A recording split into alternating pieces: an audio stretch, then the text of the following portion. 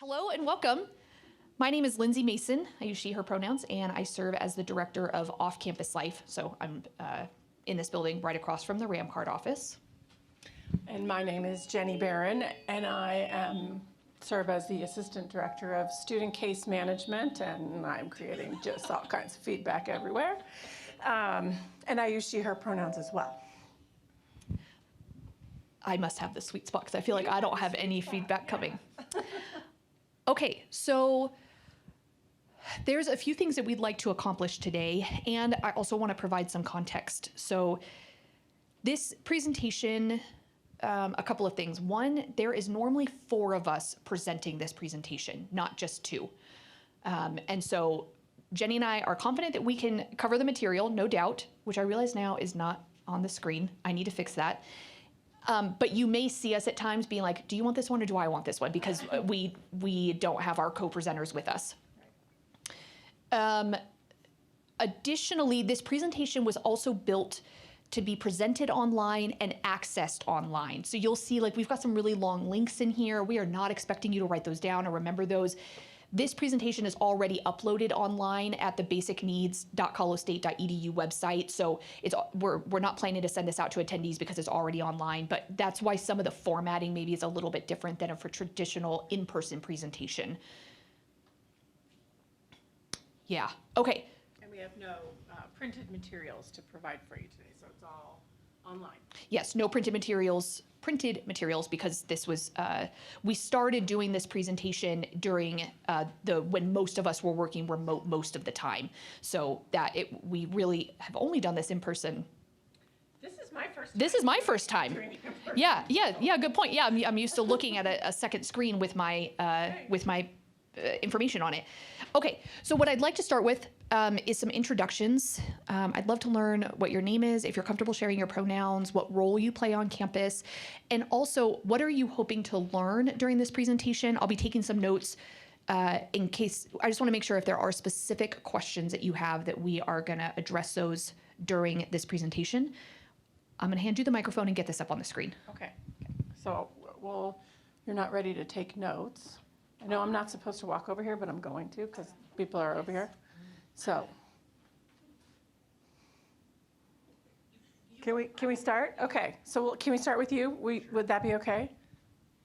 You can take that or not. I know it's sort of like it's like a hot potato a little bit, right? I'm Matt. I work in dining, Lori Dining, and I worked at the food pantry during the pandemic. Helped out Michael and catering crew. Excellent. Thank you very much. Sure. Anything specific you're hoping to learn today? Just a little bit more of, I worked in the theater at the food pantry, so getting more context, I guess. Great. Thank you very much. And tell me your first name again. Matt. Matt. How about over here? Hello, my name's Jacob. I use he, him, and his pronouns. I work in the bookstore. I'm also a student in biochemistry, so I work in a couple labs here. I'm kind of familiar with the different services we offer to students, but I just wanted to learn more about them and how we might increase student access and usage of the different services we offer. Great. Thank you, Jacob. Justin Schwindeman-Curtis, he, him, his pronouns. I serve as the assistant director for off-campus life, and I am in day 7 in that office. And knowing that we work with a lot of basic needs, I figured it would be a good idea to learn about all of them here at CSU. Excellent. Thank you. Hi. Hi, my name is Stevie Jorgensen. I use she, her, they, them pronouns. I'm the property manager liaison for off-campus life. I'm on month 6 of working in the off-campus life office, so I'm just here to learn more about the basic needs at CSU, how my work relates to it, and how I can do more within my work relating to that. Say your first name for me one more time. Stevie, like Stevie Nicks. Great. Thank you. Stevie, over to Stephanie. Hi, my name is Stephanie Tomasini. I'm the HR manager for 8 departments in the Lori Student Center. I've been here, my pronouns are she, her, hers. I've been here more years than probably most of you have been alive. And the reason I'm here is to gather all the resources to support the people I work with. Hi, I'm Linda Carpenter. I do IT support for the Student Center. And I've seen Michael evolve with technology and moving and growing and all the different things. So I'm just really proud that this is part of CSU. And I just want to know more about it so I can share it with my students. Thanks, Linda. My name is Wendy, and I just would like to learn more about these resources. Great, Wendy, thanks for coming. I don't like those speakers up there. Okay, so our two co-presenters that are traditionally with us is Mike Butcherum, who serves as the Basic Needs Program Manager here at CSU. Most people will know him as the manager for Rams Against Hunger, as Jess Deardahl enters the room and makes, And so, and then we have Shay Lentz, who was recently hired as, I don't know their new title. She is a student case manager with a focus on basic needs in this case management office, yes. Okay, thank you. Okay, we ready? Ready. Okay, we welcome questions as we go throughout. And one of the things we actually really appreciate when we do this presentation for folks is the questions sometimes tell us the gaps. And so when you see a gap, if you have questions about clarification, we certainly welcome it. But if you're also like, oh, I've heard about other institutions doing this, or why don't we do this? Please let us know. That's also something I want to take notes on today to learn what more we can be doing around supporting our students and staff. A lot of our resources we're going to talk about today are also available to staff with basic needs. So we always start this presentation with the land acknowledgement. I'm not going to read the land acknowledgement, but what I do want to recognize is we think this applies to our work uniquely in that we, as colonizers, have taken the land, and are we being good stewards then of the land in helping be able to take care of folks by how we use the land, or are we using the land in a way that it cannot reproduce because of our farming techniques or because of the way we distribute food or waste food? And so that's what I think a lot about in the use that Colorado State uses this land in, and whether it's supporting multiple generations in front of us or making it more and more difficult for future generations. So that's one of many ways, but we just want to intentionally relate this land acknowledgement directly to this type of work. I know my own laptop. You want to start us off here? Sure. So basic needs have several definitions that have been out there for a long time. This definitely is the sweet spot right here with the microphone. Our presentation today is going to focus a lot on food. It's one of the most human needs that we have. Everybody needs food, and it's one of the most abundant needs that we have. So definitely food is our focus here, but we also want to include shelter and health and transportation, education, and really basic needs can be a lot broader than what some people think of when they think of basic needs. So we open the opportunity to think of this broadly and make that connection part of it as well. The Basic Needs Collective, which is a small group of us here at CSU, we find ourselves really focused on physical basic needs. We tend to focus mostly as a group on food, housing, and transportation. And we have some other resources in here, but we want to acknowledge that there's a lot of people at CSU doing basic needs work, even if they don't call it basic needs work. And so obviously not every single person, every department or individual is doing that type of work is recognized in here. And so we know that's a limitation. So we just want to highlight our focus is around physical needs, and not even every physical need. You know, there's also like clothing and apparel and medicine that this group isn't necessarily focused on, but so to acknowledge that. Okay. So it was working. Oh, is that what I need? I'm getting, Sorry, y'all. Okay. So we have some definitions of food insecurity and housing insecurity. We have some definitions of food insecurity that is produced by the USDA that we use in assessments and surveys, and how we, that we use in assessment and surveys to figure out our need here at CSU.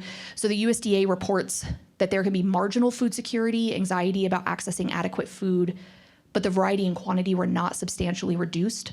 Then low food security, so there's reports of reduced quality, variety, or desirability of diet, so thinking a lot about like culturally relevant food and whether that's available.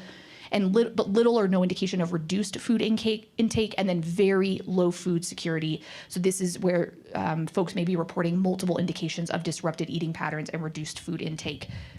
We will come back to these definitions, and we're certainly not expecting you to memorize them, but know that we're following some national guidelines on how to define food insecurity. Housing insecurity does not have one agreed upon definition of what being housing insecure means. What we mostly want to do in highlighting this is that housing insecurity does not simply mean you do not have a roof over your head that is stable. It can be a variety of things. So it could be you're couch surfing and hopping from place to place. It could be I'm living inside one place for an extended period of time, but it is a huge burden on my income that I am putting out a large percentage of my income to be able to pay for this rent, what is likely then cutting into other decisions of not being able to afford healthy food or medicine that they need, or things like that. So we just want to really point out that housing insecurity is not just about what some folks may visualize in traditional or chronic homelessness, that there's different levels of it. I don't think this will come as a surprise, but individual impacts. So we at CSU, we're not just talking about basic needs randomly. We're talking about this both because of our human responsibility to one another, but we're an educational institution, and students that are experiencing a basic needs insecurity are being impacted, that their GPAs are lower, that they are less likely to continue on at the institution and less likely to graduate. Additionally, even if they do remain here, that there's a loss of self-esteem or belief that they can be successful. Students that are experiencing students and staff, I need to switch my language here. Students and staff that are experiencing a financial insecurity or basic needs insecurity are more likely to have depression or anxiety or other mental health consequences, and then certainly impacts physical health, that if you are not sleeping well and not able to eat healthy, that is going to impact your physical health as well. There's a few different pieces of data that we want to share with you all. That this is data that's been collected over the last couple of years. So there's a study on collegiate financial wellness. This comes out of the Ohio State University, and we are one of the institutions that participates in this. In spring of 2020, 40% of our students here at CSU said that financial concerns had caused them to neglect their academic work. A third of our students had said that financial concerns caused them to reduce their class load, and almost 40% said that financial concerns caused them to consider dropping out of college. So a significant portion of our students for sure being impacted with financial concerns.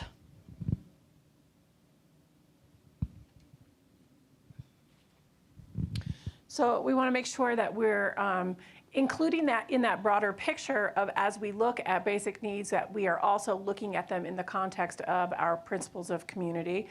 We don't want these things to be just stuff that's written on a wall somewhere. We really want to incorporate it into what we do. And so we think very much about respect as being a primary principle that is engaged here in our work, as well as social justice, and because people have the right to be treated well and to understand that they have needs and that those needs need to be met. We're going to go to the next slide here. Of what our real obligation is. You may be familiar with this quote from Vincent Tinto, that access without support is not opportunity. So getting people here and getting them enrolled, but not meeting their financial basic needs, transportation needs, is not really providing them access in that larger picture. So we want to kind of broaden that picture a little bit more and make sure that it includes all of those areas. Yeah. Anything else to add there, Lindsay? But I think it ties into the next slide. Our group, we often talk about that we want to help students and staff understand that if they are experiencing a basic needs insecurity, that is not an individual shortcoming. It is a systemic failure, that it is multiple institutions that are failing folks, that are interconnected. And so we are... We do not talk about like, oh, so how do we help students budget better? How do we help staff budget better? It's not about that. It's about systemic failures. And as an institution of higher education functioning within that larger system of education, that we have a responsibility in what we do as a part of that system. And we talk about, one of the ways that we help frame this is around food security is a social justice issue, and that food security, again, how we're producing the food, who's producing the food, who gets access to the food, who's not living, where are grocery stores putting themselves or not, and what grocery stores and what food they serve. And so this isn't about an individual shortcoming, it's about a system, and we have a responsibility within that system. And so as a basic needs collective, we will talk about this in a minute here. What are some services that we can do to help people's immediate needs? But we also have a lot of conversations around how are we helping to change the system, change the systemic inequality that is causing people to experience food insecurity or housing insecurity, which we talk about that. If you're experiencing one level of insecurity, it's insecurity across the board. It's all interconnected. Okay, so I want to share a little bit more data and what it tells us that our students here at CSU are experiencing. Okay, so the Hope Center, which comes out of Temple University, they have what's called #RealCollege, which is a survey that they do every other year. Some of it is national data that they collect, but we also participate specifically as an institution, so we can look at our students. So in 2020, which this is data then that we got in 2021, over half of our students, 55% respondents, had experienced at least one form of basic needs insecurity, including 30% saying that they had experienced food insecurity in just the prior 30 days, just within the last month, 43% housing insecurity in the previous year, and almost 20% saying they had experienced homelessness in the previous year. These statistics, I hope, are alarming. This is massive. Over half of our students are experiencing this. I'll share 55, something else we think a lot about as a basic needs collective, that over half of our students said they had experienced basic needs insecurity but did not apply for campus supports because they didn't know how. So this is one of our efforts in helping people to be able to access basic needs security.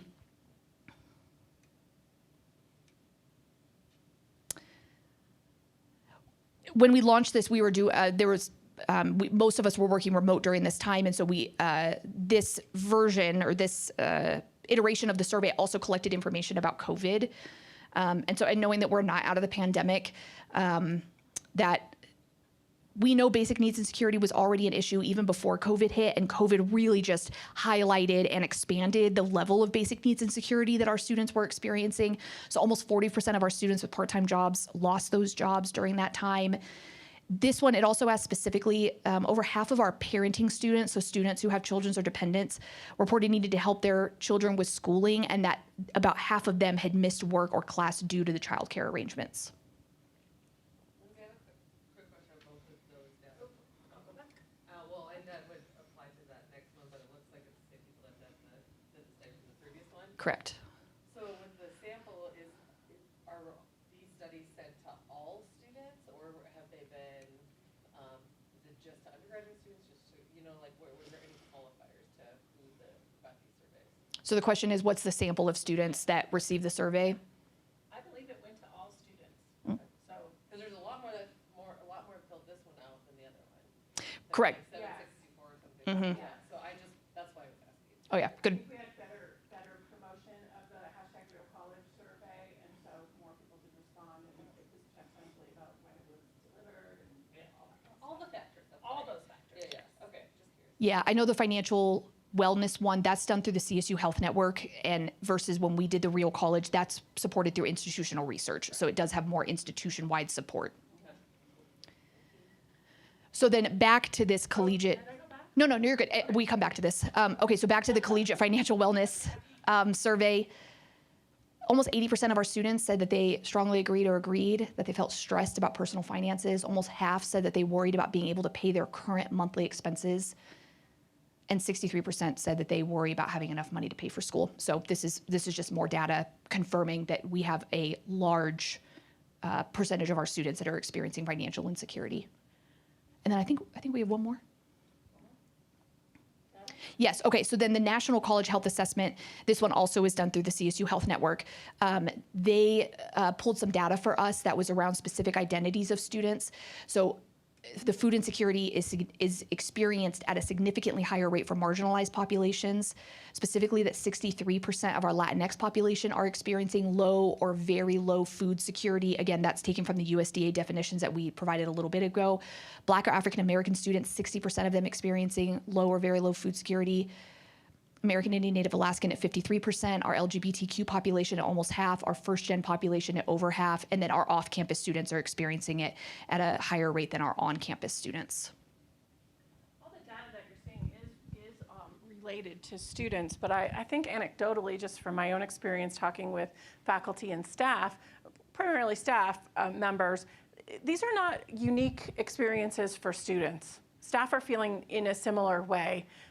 We don't have the data to specifically say percentages, but I believe that it's pretty much across the board that folks are feeling these insecurities in a much more significant way, whether it's related to the cost of living increase or the inflation or just COVID-related sort of insecurities. So lots going on there for staff as well. So let's transition here away from data for a minute, because I know that stuff sort of puts me to sleep a little bit. But Wait, can I ask one more? Absolutely. Do they also give you how CSU compares with peer institutions and things like that? Because aren't we on like the forefront of our basic needs compared to other institutions across the nation? We do get some of that feedback from #RealCollege survey, and we are pretty much right in line with other institutions of similar size and demographic makeup. So yes. No, we're not experiencing things uniquely from any other institutions. It's pretty much across the board and nationally. But I do believe that Real College is only nationally, not internationally. Is that correct? Yeah, I don't know it to be international. I do not know on the financial wellness or the National Health Assessment. I'm not an expert on the data they collect. You're right. We do have some of our services are more expanded than other institutions, but we are also looking at other places like California, which from their governor has a person in each Cal State institution, someone like Mike that's a basic needs program manager. So we have some other people in other parts of the nation that we are looking at for some examples and what work that they're doing. Right, thank you. Excellent. So let's transition into what we are doing here at CSU, because that's the good stuff, right? So we wanted to try and break it into why are we doing the things that we're doing, and so that we can kind of measure as we go what we're doing. So we want to make sure that we are fostering those intentional partnerships and we're outreaching to folks. So that's part of what we're doing here is we want to hear from folks across campus of where are the gaps, what are we missing, what could we be looking at as funding and staffing and all those other things that we need to make these things happen are available, what should we be doing next? We want to train our faculty and staff to be able to identify folks who are experiencing these insecurities and referring them appropriately, not turning all of you into social workers or folks who know exactly how to navigate these systems, but simply how to get you connected to one of our touch points so that we can move forward with them, right? And then finally, to address those systemic barriers that are really put up in front of everybody so that we can try to break some of those down so that it's easier for everyone to navigate. So how do we foster, or why do we foster intentional relationships?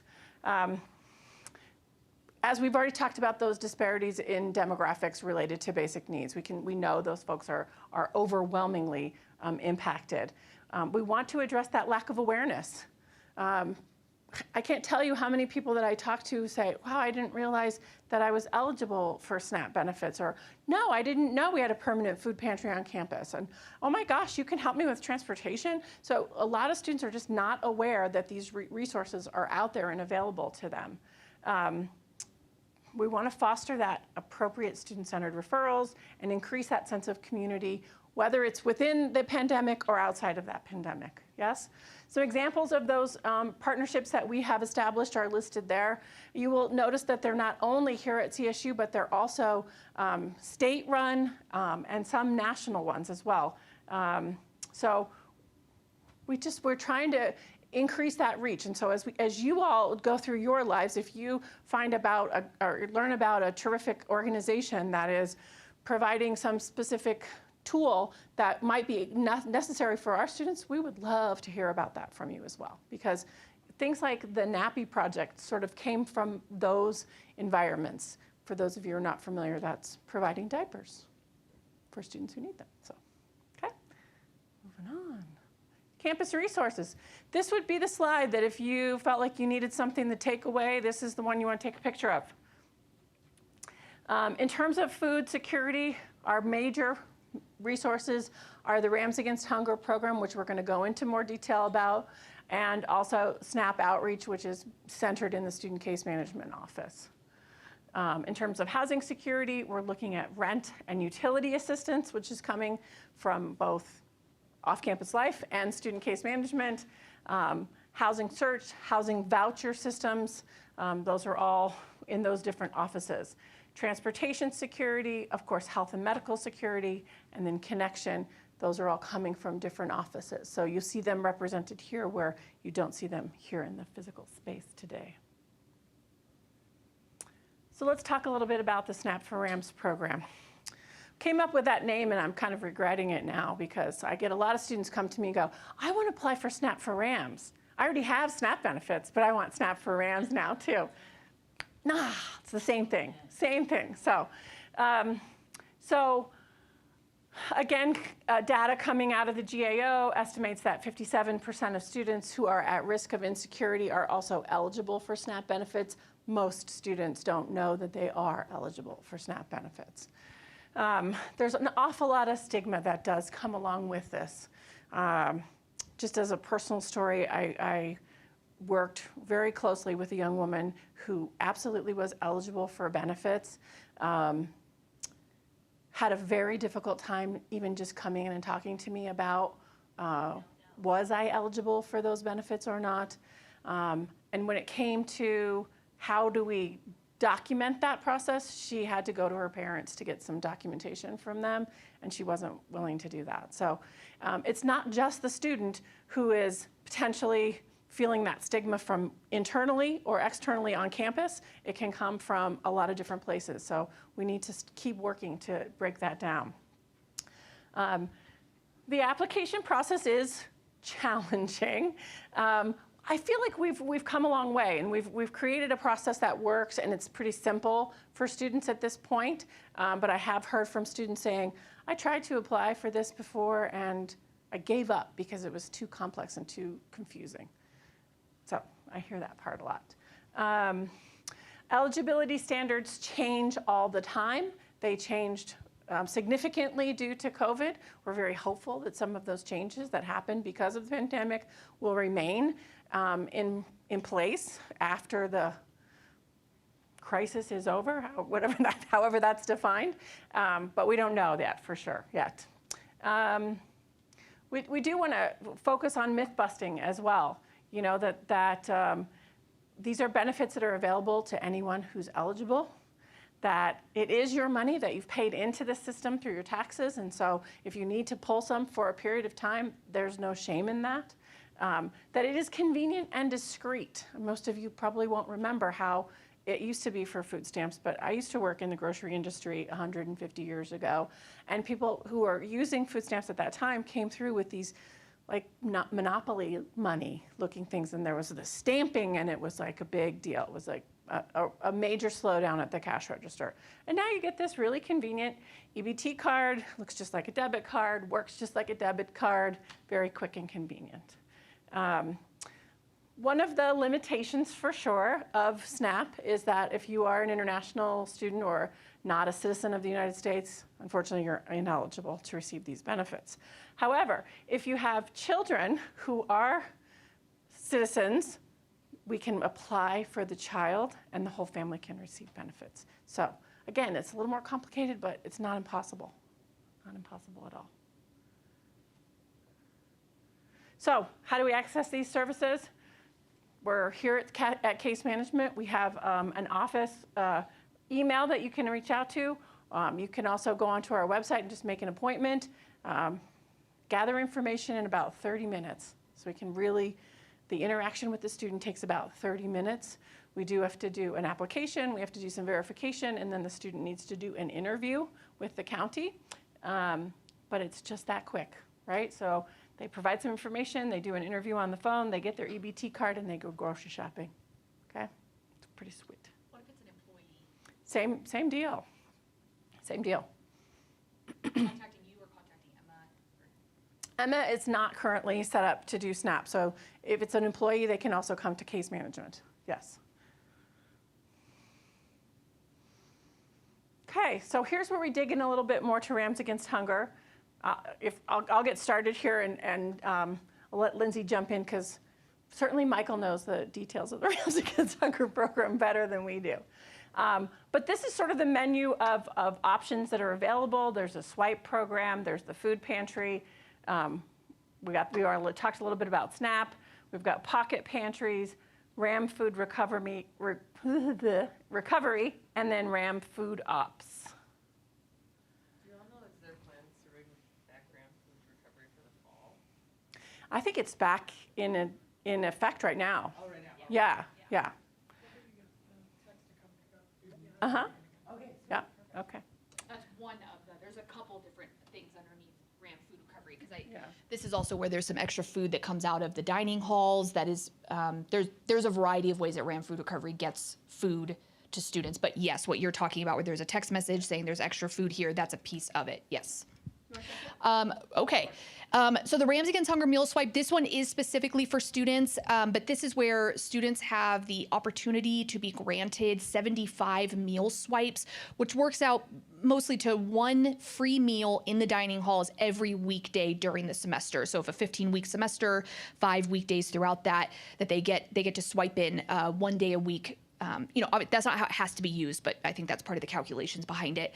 And this is a program for folks when we see donations being raised for Rams Against Hunger. This is where a lot of the money is going to, because this is all donor-based to be able to get the students the meal swipes.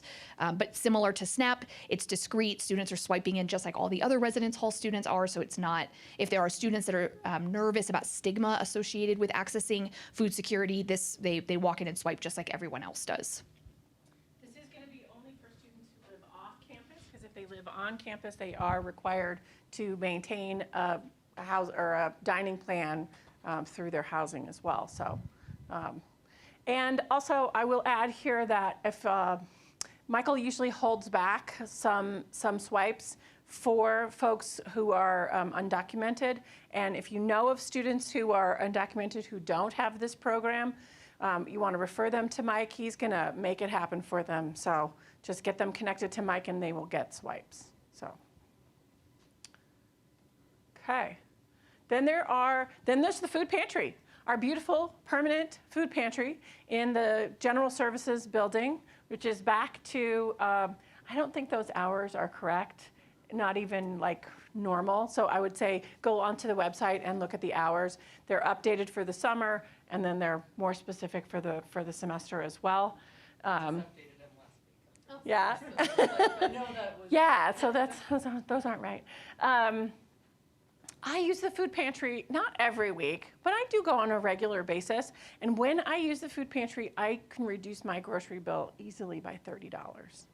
I think people are surprised to learn that you can get things like milk and eggs and fresh vegetables. It's not just canned food and boxed food anymore. Now that the pandemic has eased, let's say, it's back to a shopping experience. So you can go through and get exactly what you want and not what you won't eat, which I'm sure if you ever used it before when they were doing packaging, you got the box, and what's in the box is what you get, right? So something to add there? I'll add a few things. So it's great that I have a hard time when I do this work saying it's great. Like, I'm so proud of this. It's just really hard because it's unfortunate that we have to do anything like this, right? I am thankful now that we have a permanent food pantry. One thing I would encourage you all to do, and I would want all staff members across campus to do this, walk your staff over to the food pantry so that they can see where to access it. That general services building is on the east side of campus where there is less student foot traffic. It is also accessed on the east side of the building. So if you are walking from the west side or this central part of campus over there, you can't see it until you come around the other side of the building. So I would encourage you to walk your staff over there so they can see it. Additionally, I think Mike would say, also encourage you all to walk over regularly. Part of breaking stigma when accessing basic needs security is to make it more normal and more regular. And so maybe you build it in once a week that you walk in there and you get an item. And I've heard people say, and I know Mike talks about this, that people will say, oh, the food pantry is not for people like me. It's for everyone. And so please walk over, take your staff, you regularly walk over there. The more people that are walking in, and I would actually say for staff, that's something we've gotten feedback on, that staff in particular don't want to access it and that their colleagues will see them accessing it, but more staff members that are walking in regularly will help break that stigma for other staff members to access it. So anyone can go over at any time during those hours. You don't have to fill out anything in advance. So ignore these hours. These hours are not updated, but yes, anyone, and the food pantry is actually open to the public. It's one of the public food pantries. It's here at CSU intentionally, but yes, anyone can come in. They will want you the first time you go in to swipe your ID. You are not required, but it is easier then to be able to track data. And the more people that we show using the food pantry, the more funds we get to resource the food pantry. So it is in our staff and students' best interest to get more resources if those of us that are visiting, regardless if you feel like you need to or not, to swipe your ID. But yes, you walk in, and you just walk in just like a grocery store. So yes, you're just walking in, you don't pre-register or sign up or anything. Let me go to Stevie, then I'll come to Stephanie. This might be something I'm starting now, but to clarify, so if I were to bring in someone like a roommate or a partner who is not a CSU student, faculty, or staff, that is okay? That's good? Correct. Yep. There's multiple food pantry locations in the county that are, and they're all funded through the food bank for Larimer County. So yes, this is one of the locations of that.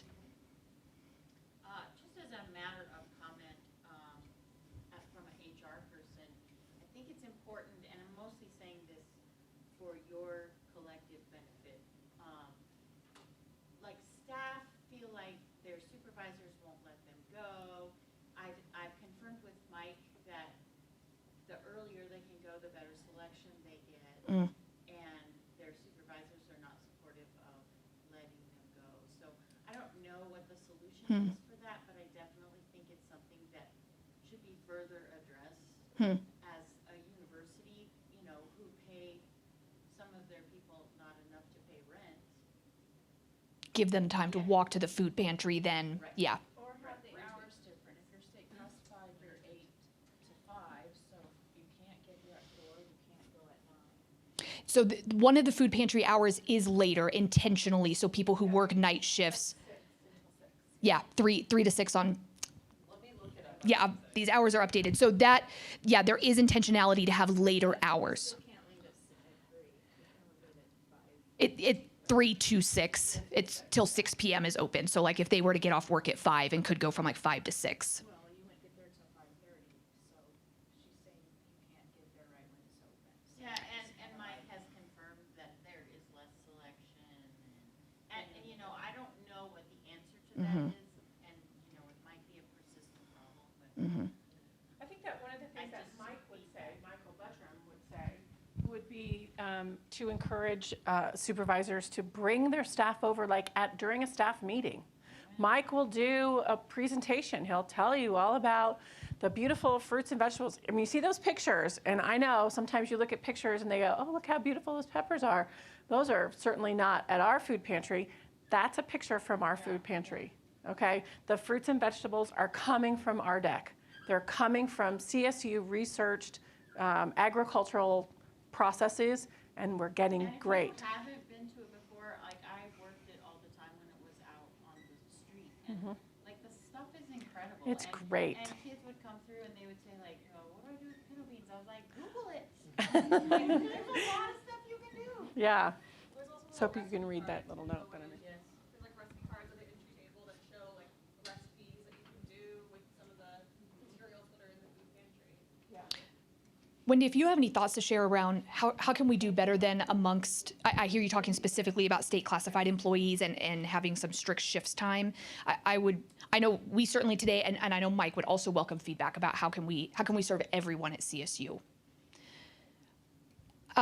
If there are staff members or students who cannot access the food pantry because there could be a transportation. You know, we have a lot of people that bike and bus to campus, which day to day works well. But if you've then got food with you, that becomes very difficult to get all of that food home on your bike or to take it on the bus and have to walk from there. So students and staff, if they're unable to get to the food pantry, they can request a food delivery from Ramride, and on Friday afternoons we deliver food boxes to folks. The preference is for people to be able to get to the food pantry themselves, because then they get to choose what food they want. They get to learn about other resources.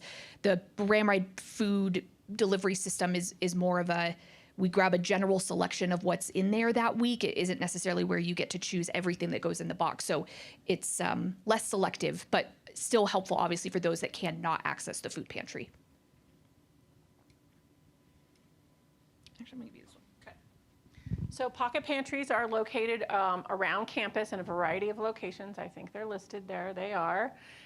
They're not considered a pantry in the same sense as the food pantry. So it's not a place that you would go to grocery shop, but it would be a place to go. Say you arrived on campus a little bit late today and you didn't have a chance to eat breakfast before, or you didn't have a resource to get lunch today. It would be a place where you could grab something quick so that your belly isn't empty as you go to class, or you go into that next meeting, or you transition to the next task that you have on your calendar today.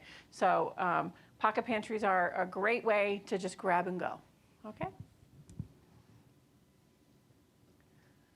Housing. I'm gonna let you take housing. So for housing security, really off-campus life and student case management, we kind of share. We have found that if there is a student or staff member that is expressing that they are having some type of basic needs insecurity, certainly we can share some information via email and on websites, but what is most beneficial for us is having a one-on-one meeting with that person to learn. Usually the one question they ask is actually indicative of a variety of areas that they could use some support in. There's also different pockets of money depending on their identities, and so it is helpful for us to learn about the person that is experiencing that insecurity so we can get them access to other funds that may be available. What I want to talk about is we can help folks get access to emergency rental assistance, security deposit assistance, a discount on their Wi-Fi bill, discount on their utilities. If they have fallen behind on utilities, getting access to get that paid back up to current. If it is a student, there is drop-in hours at student case management online, Monday through Friday, 9 to 10:30. Okay, so there's drop-in hours, so students can do that, but a one-on-one appointment is going to be most beneficial. But what I think about for folks that are in the Laurie Student Center, you can just walk them to off-campus life. If I'm available and I'm working with Justin to do some more training, if we're available, we will sit down immediately with them and have a discussion with them. If not, we will get their information and set up a one-on-one appointment with them to be able to get them access to resources. So know that regardless if you connect a student with me or with Jennie or with Michael Buttram or Shay, also in student case management, all of us will be able to get access to all of these resources. But I just know I'm uniquely located in this building. Mike is sometimes, but I know Mike is also over at the food pantry quite a bit. So I feel like for Laurie Student Center, folks, off-campus life is going to be your main hub if you want to do a warm handoff to me, if you want to connect us over email, whatever it is, to help get access to a variety of financial support, and of course housing being a significant one because of how expensive it is to live in our community, for sure. Yes. Oh, okay. So Neighbor to Neighbor has recently relaunched their home share program. So we're telling more folks about this program. So this is not a program that's run through CSU. It is run through Neighbor to Neighbor. Neighbor to Neighbor is a nonprofit organization located in our community that helps people with housing concerns. And it runs the gamut. So it could be someone that is currently homeless right now that needs to transition into some type of transitionary housing or temporary housing, all the way up to people that want to buy a home or people that own a home and are about ready to lose their mortgage, whatever it may be. So a variety of things. So this home share program matches home owners that are 55 or older with home seekers. And the idea is ideally that the home provider is giving discounted rent in exchange for some type of support. Now, this is not like medical support. This also isn't transportation related. It could be someone that's aging, that's having difficulty keeping their home clean. So they may offer a room for rent at a discount, but the person has to help them clean their kitchen and their bathroom every week. Or we learned about one earlier this year that this person is an avid gardener and they needed someone to help them maintain their garden because that's a real physical job. That person was actually offering a free room for rent for someone to take care of their garden for them. The program is not an immediate support. It is not an immediate placement. It does take a few months. People have to go through background checks. They also have to get interviewed, and then they get matched. So this isn't some random home provider, home seeker like that gardener one. So they were trying to find someone that was good at gardening and could actually maintain that person's garden. So that's a great program that we're trying to let more staff and students know, both as home providers and home seekers, as a way to have more long-term affordable housing. Yeah. Yes. What are your thoughts or what are y'all doing around U+2? Oh, I literally am the person to ask. I'm on a rental housing task force to try and change it right now. So, so U+2, which is our occupancy ordinance in town that limits the amount of unrelated people that are allowed to live together. I don't think if U+2 changes that it's going to solve our housing affordability issue. I think there is a lot of reasons that our housing is so expensive here. So I'm on this rental housing task force with the city. There's like 20 of us or so, and we're talking about a possible rental licensing program in the city. If not rental licensing, rental registration, or maybe nothing. I can't tell right now where the task force is leaning and how they're going to like recommend for that. We're also talking about possible changes to the occupancy ordinance, and then there's a couple other smaller things that we're talking about. Thus far, we're about halfway through our meetings, 5 of our 10, I think. And I was a little nervous, to be honest, going into the task force that a lot of people would come in very pro U+2 and would not want any changes to it. The people that are on the task force range from large multifamily property management, renters, small landlords or property managers with like 1 or 2 properties, some folks that work in construction or real estate, so a variety of perspectives. And I have gotten the sense that the task force is on board with proposing some type of change. I'm not holding my breath for U+2 to just go away. But for example, one of the changes that we have talked about that thus far everyone seems in agreement with is there's been a lot of talk in our community about right sizing the way we use our houses. So if it's a 4-bedroom house, 4 people should be allowed to live in there is what a lot of folks, and that's what's called, or that's how I've heard the term right sizing. But in order for a home to be zoned to be overoccupied, it has to be in a zone that allows it. And most 4 and 5 bedroom homes aren't even in zones that allow the property owner to apply for overoccupancy. So there's talks, or the group so far seems to be on board with this idea of expanding where in town folks are allowed to apply to allow the 4 or 5 people to live there. Additionally, we're having talks about the process to apply for overoccupancy. It's expensive, it's lengthy. So how do we change the process so that more people can do it?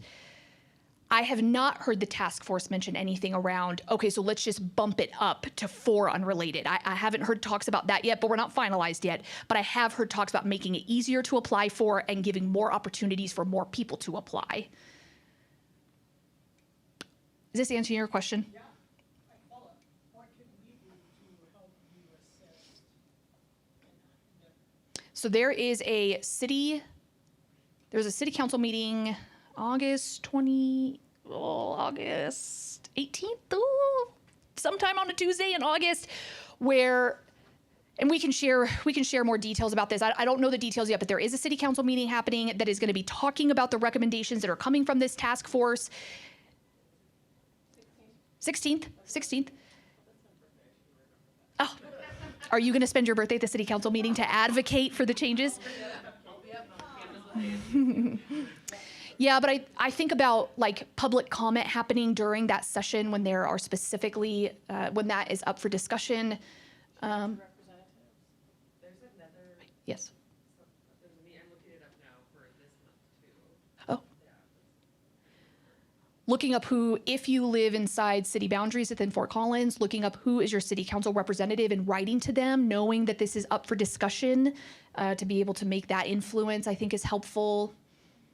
We just had an ASCSU representative and amongst other people come in and talk about their experience with U+2, and he put together a very compelling argument about how U+2 negatively impacts not just students, but other folks in the city. So that was helpful. Yes. That's all I got. Okay. That's what I have right now as well. Okay. Okay. So that was some information about what are some actual tangible resources that we are handing to students, and there's more. We breezed over transportation, but we do have, I can educate students about how to access the buses and buses that go quite a distance. We can also give free Lyft rides to students. There's a variety of other things, but we don't want you all focused on knowing all the details. We want you to know that there is a variety of resources that are offered, and we continue to develop more or enhance what we are offering. What we now want to move into some information that we think is helpful for faculty and staff to know, and then we'll end with okay, so how do you refer people? How do you recognize signs? Let's keep going. Here we go. Okay, so second thing is really about training faculty and staff to identify and refer students to appropriate point of contacts. And so we have built part of this presentation to be specifically for those that teach, because we find that they sometimes can be the first people that will recognize if someone is experiencing a basic needs insecurity, because it may be impacting them in the classroom, how they show up. I would also argue that supervisors also are really common folks that you see your student employees multiple times a week. And so are they showing up differently on certain days, which I think, is that what we go to next? Signs? Yeah, so how do you recognize signs of folks that are experiencing this? One thing that we want to break is this idea of this starving student narrative. I feel like we talk about ramen and we're like, oh, college students, it's your ramen days. That's not normal. That's not okay to accept the fact that college students should be eating on a budget or should be eating less nutritious food. That's not okay. That's what a lot of folks resort to, but we should not normalize that as staff members. What we want you all to think about is, are you hearing students talk about that they are skipping a meal, or that they're saying, oh, I'll go to that campus event as long as there's a meal there? Some of it, are they specifically talking about, wow, rent is really expensive? If someone opens up the opportunity for you to be like, tell me, how are you affording rent? If they give you the opportunity to start that conversation, we encourage you to do so. Physical health, are you seeing that someone is not showering or bathing regularly? And then in the academics, but again, I also think that this can show up in a workplace. So is there a sudden lack of engagement, or are they missing shifts, or do you feel like when they're coming in for their shift, they're not well rested? Changes in physical appearance, or someone's mood when they're coming in. And I don't want to say, oh, they clearly must be experiencing a basic needs insecurity. There could be a variety of things, right, that impact our health. They could be grieving. They could be really overwhelmed with midterms or finals. But don't ignore those things. When there is a sudden shift, it could be an indicator of something much more. So we want you all, I think as supervisors, we also just have unique insight into our students because we see them so regularly.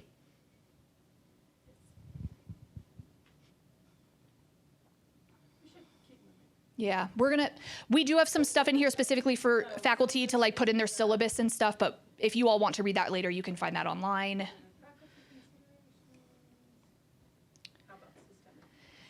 This one we're not going to go into a lot of details about because it's good that we're providing resources and support that fulfill someone's immediate need. So if someone is like, my car broke down, I have no way to get to campus, I'm like, great, here's some Lyft rides. I can get you to campus for the next week. Or I don't have food today, let me walk you over to the food pantry. But again, we are also thinking about what are the systemic reasons that these are happening, and how can we break the system or play a role in the system in being able to address the root concerns. So I'll hand the microphone. So one of the biggest takeaways I would want you all to have as fellow LSC employees with me is please feel comfortable walking students or staff. I do talk particularly to a lot of incoming staff because housing's so expensive, helping them find housing. I'm happy to do that as well. But please know that I would want you to walk them over to off-campus life.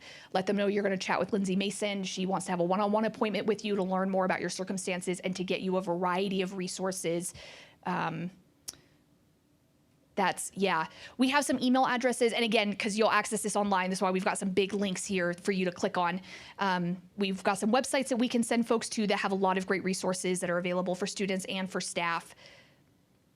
But we don't want you all to leave this feeling like you're now a social worker or you need to have all this memorized. We just want you to see the wealth of variety of resources that we can offer. And I'm in the building with you and can support your students. Okay, that's the presentation. So we're curious, what questions do folks have? What else? I feel like there wasn't anything in particular where I was like, oh, we don't cover that. Unless you all have specific questions that we didn't address. Or things that you wish we offered. Or conversations you've had with your students or with colleagues where you wish we could address it.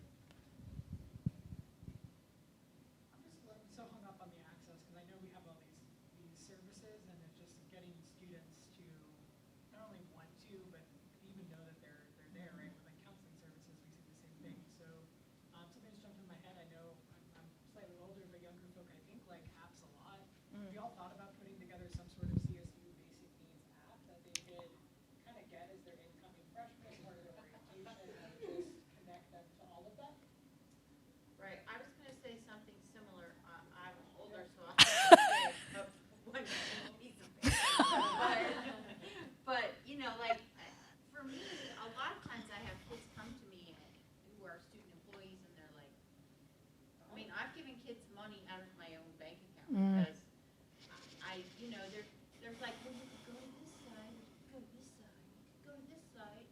But instead, I would really love it if I could say, hey, there's an app. It gives you all the resources, like, you know, you have food insecurity, here's all the things you can do about food insecurity. Do you need counseling services? Here's all the links for counseling services.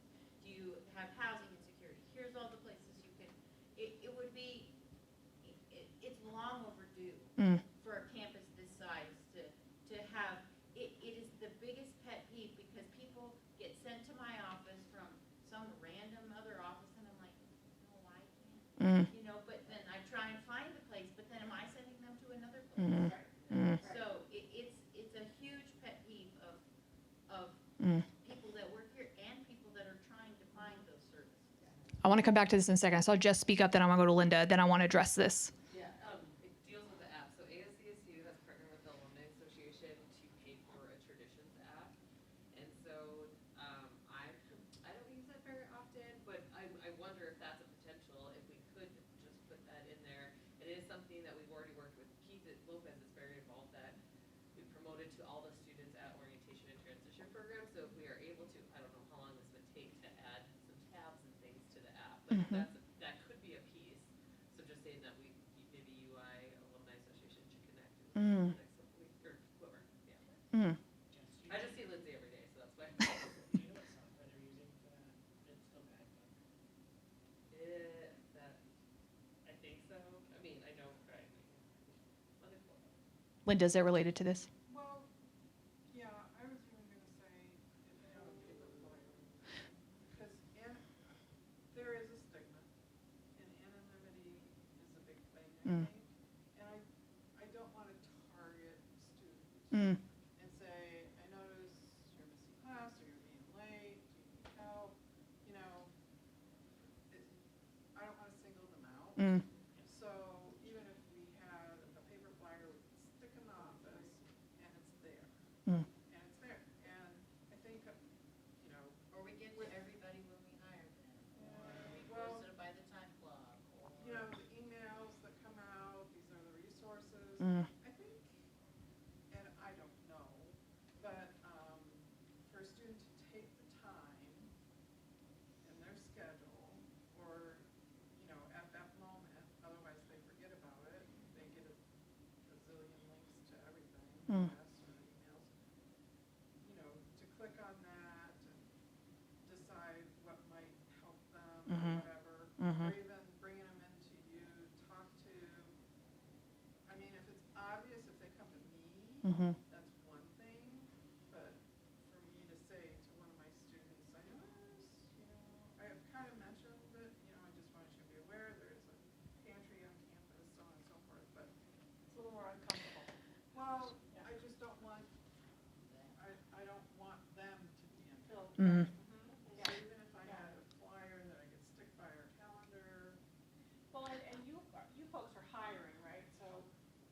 I do have some printed materials that we can bring over for you that you could give to every student that you hire, and certainly to target And students do who we are. have, I don't really pay attention, so this might be my bad, but do we have this information on the LCD screens across campus? Let me share what we do have.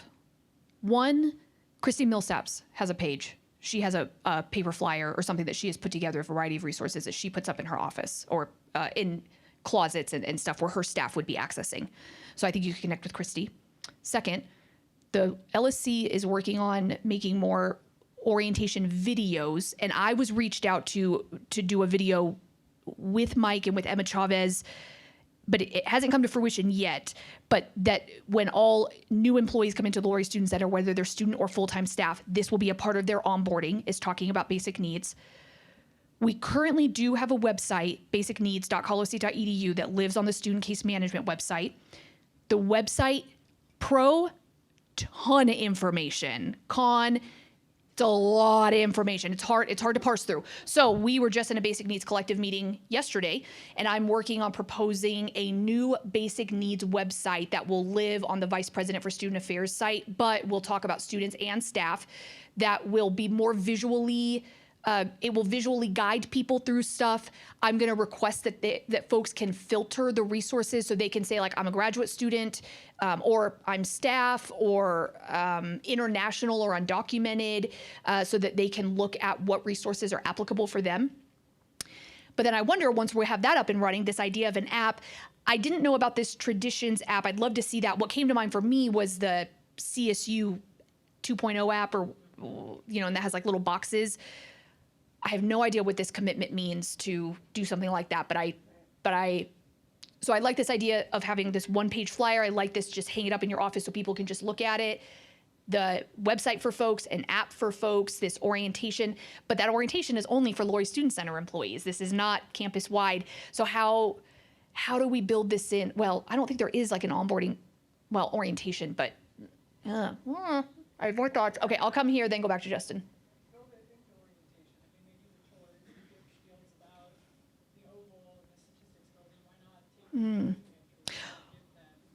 Ooh, we were talking about, Jennie wants to do a window vinyl outside the student case management office. That's the basic needs logo. And then multiple of us that are student facing or have a visual outward face, I think, to anyone, we would put the logo, the vinyl also. So we were thinking about off-campus life, because we're in the main hallway of the Laurie Student Center. Could we put the same vinyl that says basic needs, and could we ask them to roll that in? Because I know I'm a part of the tour, so.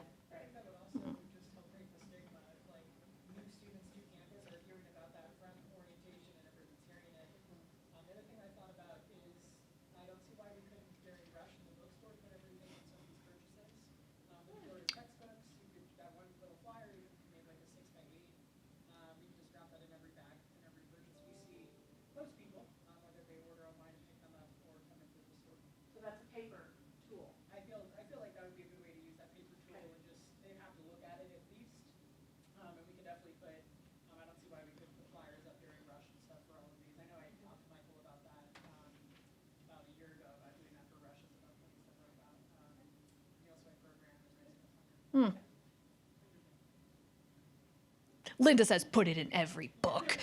Justin? It's the cover of every book. You have to open the book. Well, we had it at the top of Canvas for like a whole semester. Whenever any student signed into their Canvas portal, it didn't even say Canvas first. It said email basicneeds@collegiate.edu if you're experiencing food, housing, transportation, and security. So, I mean, that went campus-wide. We do also have the logo, so through the financial aid office, as students meet certain eligibility requirements of their EFC or income or work study, those kinds of things, in their financial aid portal, it will show our logo, and when you click on it, it says you might be eligible for additional benefits, contact this office, and then they would be redirected to case management. Justin and Stevie. I was going to say, thinking about admin pro council, state council, council, and then council, those are good spaces to do as well. When's your retreat? Actually, no, that's on secretary. It's in August, but there's monthly meetings for each of those groups. They're always looking for external speakers. Didn't we do one of these? We did, I thought we did the AP council. Yes. I thought we did. Shanna set it up. Yeah. We, Last year? fall of 2020? No. Fall of 2020? Okay. But it was definitely virtual. Yeah. It was definitely virtual. It could have been a recording even. They are all still virtual. They are. I'll go back. What about like training, onboarding for staff? Oh, You know, employee orientation. employee orientation. That would be fantastic. I like how I'm brainstorming all of this on recording, and I'll just show these people like Marcia. We talked about this. It's recorded now. Right. Stevie. I am just thinking about how, like you said, the banner at the top of the canvas where it says, like, are you experiencing a food insecurity or experiencing a housing insecurity? I'm thinking about that wording and how students relate to it. If they identify with that, if they understand what that means. Because looking back at myself in undergrad, I definitely could have, should have been using these resources, but I wouldn't have identified myself as someone that was experiencing a food insecurity because I wasn't starving. I wasn't like, I wasn't as bad as it could be. I remember like taking a pack of ramen from the Liberal Arts Center at one point because it said like take it if you're hungry, and I felt really bad about it. So I was like, oh, I just took something from someone else who really needs it, without understanding. Like looking back, girl, you were hungry. Like you needed it. It was for you.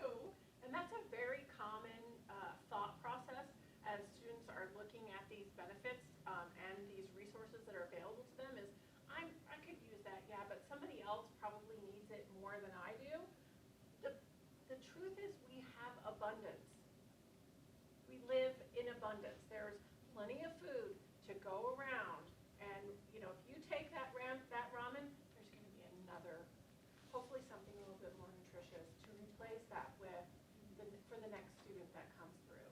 So that's a really central concept and maybe myth that we're trying desperately to figure out how do we address that myth that utilizing these services is somehow taking them away from someone else, because they're not.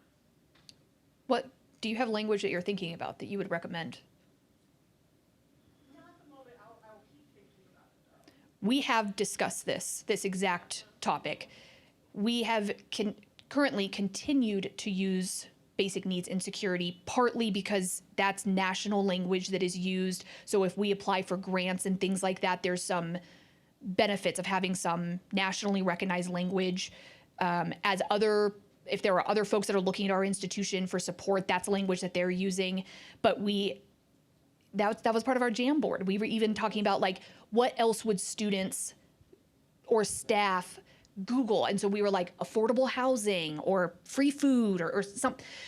But we haven't landed on something that encompasses all of it well enough that would totally replace the word like basic needs insecurity. But if you have a suggestion, yeah. We struggle with that. And my sense is that we aren't going to come up with the one, statement, tagline, byline, whatever you want to call it, that it's going to be a variety of terms that we can use interchangeably. And so we're definitely looking for, to gather all of those different ideas and put them in one place where we can access them and utilize them as needed. We're out of time, my friend. Yes. Any other final thoughts or questions? Thank you all. Thanks y'all for being here today. Super helpful.